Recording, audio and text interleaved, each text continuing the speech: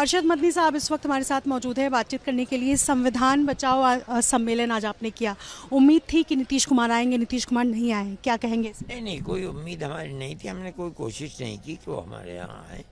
हमारी बात तो गवर्नमेंट तक पहुँच ही जाती है. हम जो बात कहना चाहते थे वो हमने कह दी.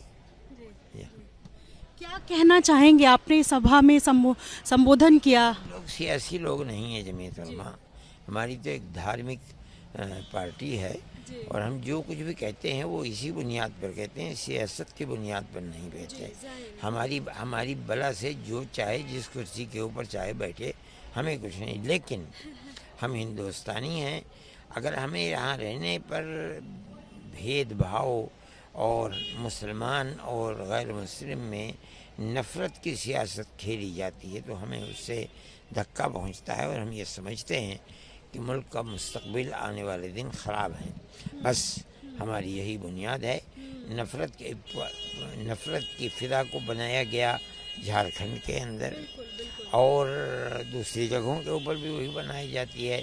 मज़हब इस्लाम को की तस्वीर को बिगाड़ने के लिए उसके अंदर दखल दिया जाता है.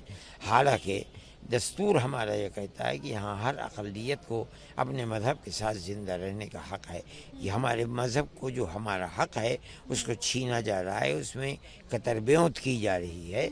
उसके अंदर कहते हैं कि हम यकसा सिविल कोड लाएंगे, वक्फ़ बिल को ख़त्म ख़राब किया जा रहा है, या इसी तरीके पर तलाक़ के मसले को उन्होंने दखल दिया है. हम इन चीज़ों को गवारा नहीं करते और हम आखिरी दम तक लड़ेंगे जिस तरीके पर. साहब, आपको क्यों लग रहा है कि वक्फ बिल को ख़राब किया जा रहा है? जो उन्होंने वक्फ लाए हैं उसकी दफ़ात को हमने पढ़ा है. उसके जितने बंद हैं सब नुकसान देने वाले हैं. ज़रूरत ही नहीं है. वक्फ तो चल रहा है. 75 साल मुल्क की आज़ादी हो गए हैं, वो वक्फ चल रहा है. और अगर किसी वक्त उसके अंदर तरमीम हुई है तो मुस्लिम उलमा को, जिसमें सबसे बुनियादी जगह दारुल उलूम है, मज़ाहिर उलूम है, नदवतुल उलमा है, उनके लोगों को बुलाया जाता और बुला करके उनसे बातचीत करी जाती. तो इसके अंदर हो सकता था कि कोई रास्ता निकलता, लेकिन वो खुद बैठ करके जो चाहते हैं वो करते हैं. यही हमारा इख्तिलाफ. पीएम मोदी ने वक्फ को लेकर जो बयान दिया उससे कितने ताल्लुकात रखते हैं? मोदी ने वक्फ के ऊपर नहीं बयान दिया. वो ये कहते हैं कि वक्फ के सिलसिले के अंदर यानी मतलब ये है क्या, वक्फ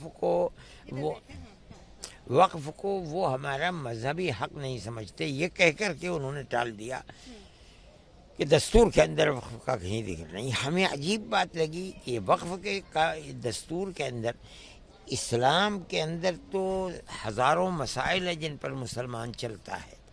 जब ये बात कह दी गई कि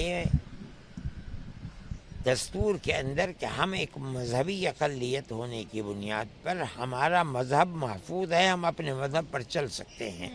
ये थोड़ा ही है कि मज़हब के एक एक जुज़िये को, एक एक पहलू को लेकर के दस्तूर के अंदर जिक्र किया जाएगा.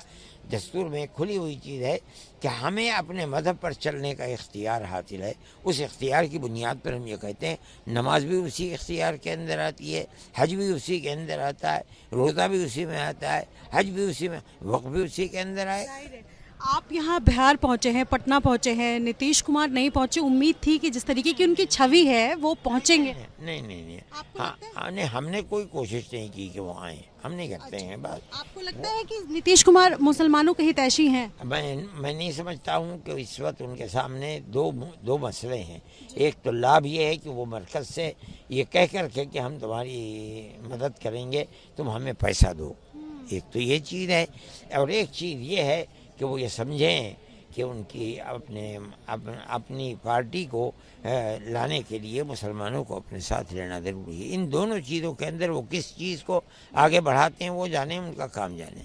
आपको लगता है कि कोई भी व्यक्ति दो राह पर नहीं चल सकता है, क्लियर करना पड़ेगा कि क्या है? अगर वो उधर जाते हैं, हमारे नुकसान को कबूल करते हैं, हमारा उनसे इख्तिलाफ है.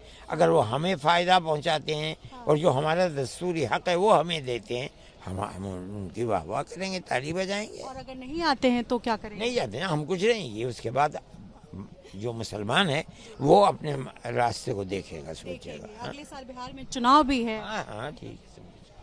तो अच्छा ये एक सवाल है, आप जब यहाँ पहुँचे हैं अरशद साहब, संभल में घटना हुई है, 2 लोगों की मृत्यु हो गई है वहाँ पर जामा मस्जिद पे कार्रवाई को लेकर, क्या कहेंगे इस घटना पर? ये भी ख़राब चीज़ है। पहले बाबरी मस्जिद का मसला हो चुका है, फिर उसके बाद दूसरा मसला बनारस के अंदर चल रहा है, ये उन्होंने तीसरा मसला। हालांकि सन 91 के अंदर पार्लियामेंट इस चीज़ को पास कर चुकी है कि सन 47 में जो मस्जिदें जैसी थीं वैसी ही रहेंगी, जो इबादत की जगह चाहे वो मुसलमानों क्यों चाहे। लेकिन फ़िरक़ा परस्ती मुल्क के अंदर इस तरह बढ़ रही है कि वो किसी कानून को नहीं देख रहे हैं, किस तरह मुसलमान को नुकसान पहुंचाया जाएगा उसकी तरफ चल रहे हैं। ये मुल्क के आने वाले दिनों के अंदर मुल्क के लिए बहुत तकलीफ दे चीज़ है। बस अब आप तो लेकर के बैठ गई, आप कहती हैं मुझसे 2 मिनट हो गया, जाइए। बहुत शुक्रिया हमसे बातचीत करने के लिए। और जाहिर है जिस तरीके से सम्मेलन यहाँ पर हुआ है, अरशद साहब यहाँ पर पहुँचे हुए हैं और साफ साफ 2 टूक